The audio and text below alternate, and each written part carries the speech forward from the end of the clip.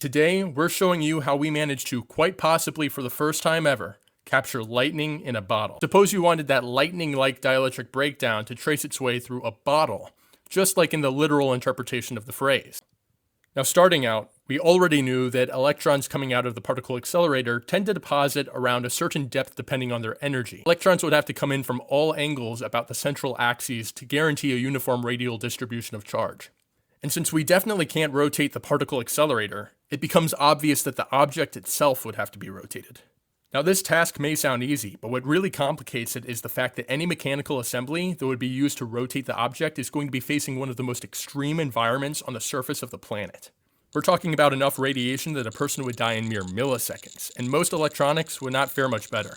Altogether, this meant that we had to engineer a solution with two requirements in mind: radiation hardness and a high speed of rotation.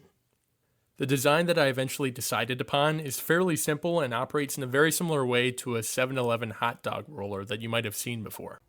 Planning ahead for the likely possibility that one of the bottles would not respond to irradiation in exactly the way that we like, we ended up ordering two of them, and as you'll see later in this video, that ended up being the right move. But what may be even cooler is to see what happens when the bottles are unable to handle the charging process and undergo what we call self-discharge under the beam. So for the first time in history, watch as true lightning in a bottle forms before your very eyes.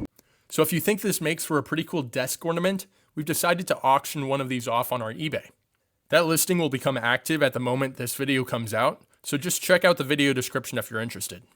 The roller assembly shown in this video is sure to make another appearance in the future, so give us your ideas of things to irradiate using it and we'll be sure to try them out.